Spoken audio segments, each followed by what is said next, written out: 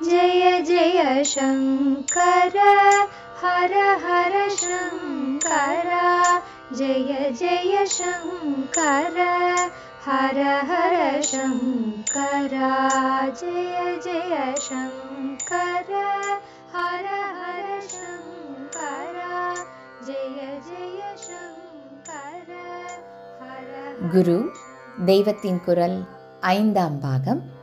குருமூர்த்தியும் திரிமூர்த்திகளும் வித்தியாசமான முத்தொழில்கள். நிஜமான தாத்பரியம் என்ன? குருவானவர் பிரம்ம விஷ்ணு மகேஸ்வரர்கள் செய்யும் சிருஷ்டி ஸ்திதி சம்ஹாரத்தையே தாமும் அச்சடித்த மாதிரி செய்யவில்லை.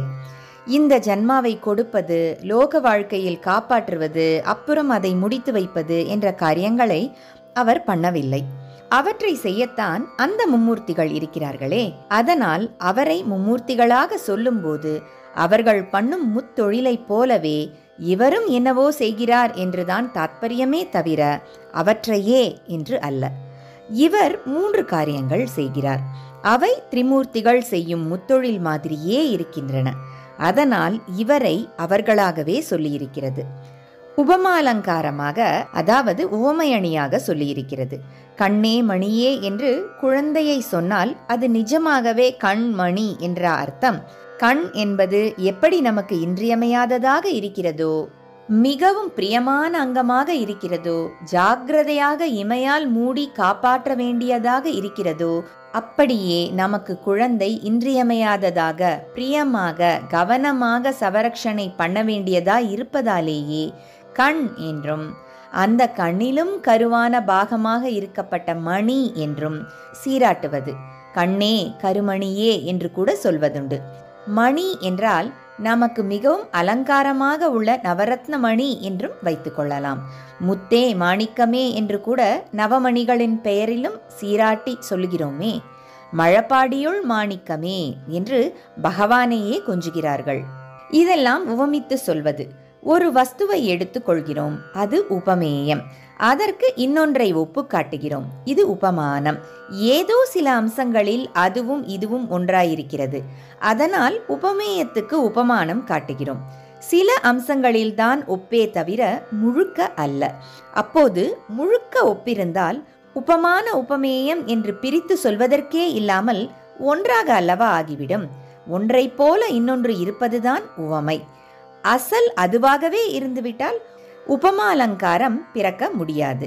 சந்திரனை சந்திரனுக்கே உவமை காட்ட முடியுமா? உபமான உபமேயங்கள் முற்றிலும் ஒன்றே இல்லை என்றாலும் அவற்றுக்குள் சில அம்சங்களில் ஒற்றுமை இருக்கும். இப்படி சொல்லும் போதே சிலதில் இருக்காது என்றும் ஆகிவிடுகிறது.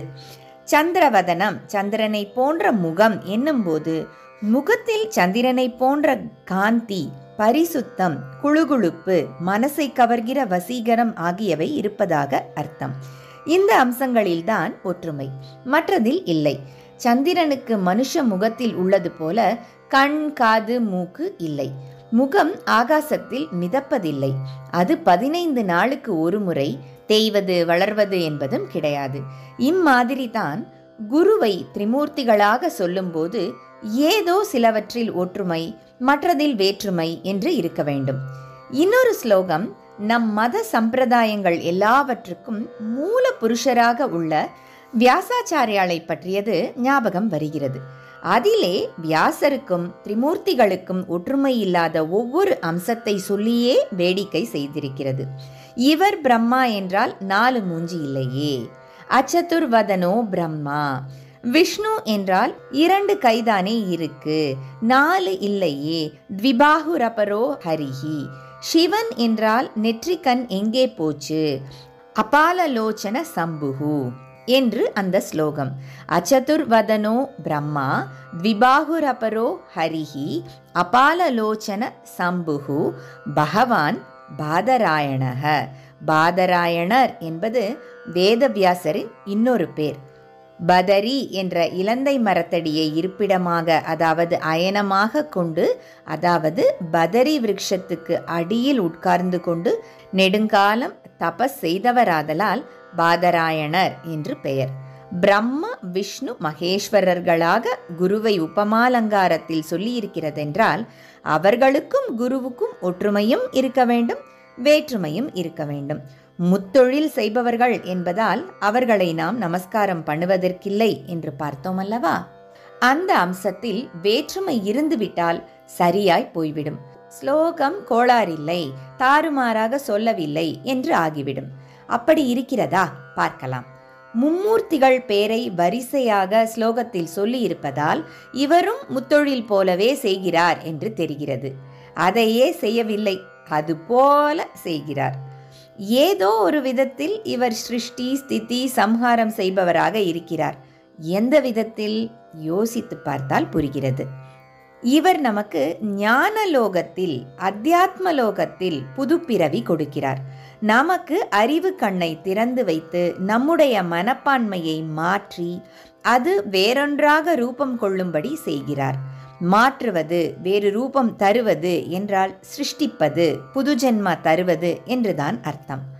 குருவானவர் நமக்கு ஞான பிறவி தருவதால், நமக்குள் ஞானம் பிறக்கும்படி செய்வதால் சிருஷ்டிகர்த்தாவான பிரம்மாவாகிறார். அப்புறம் ஸ்திதி, பரிபாலனம். எப்படி பரிபாலிக்கிறார்? ஞான வாழ்க்கையில் நாம் அத்தியாத்ம சம்பத்துகளை பெறும்படி செய்து பரிபாலிக்கிறார். தேக போஷணைக்காக மகாவிஷ்ணு செல்வம், ஆரோக்கியம் முதலானவற்றை கொடுத்து ரட்சிப்பது போல ஆத்மாவின் போஷணைக்காக உபதேசம், புஸ்தகங்கள், சாதனா மார்க்கம் முதலானவற்றை கொடுத்து ரட்சிக்கிறார். தம்முடைய வாழ்க்கையையே நம் பொருட்டாக தியாகம் செய்துவிட்டு நிம்மதியாக தாம்பாட்டுக்கு சமாதி நிலையில் சுகித்து கொண்டிருக்காமல் நம்மிடம் முட்டி கொண்டு நம்மை கரையேற்ற தம்மாலானதெல்லாம் செய்கிறார். இகலோகத்திலும் கூட நம்முடைய கஷ்டங்களை தீர்த்து வைத்து பரிபாலிக்கிறார்.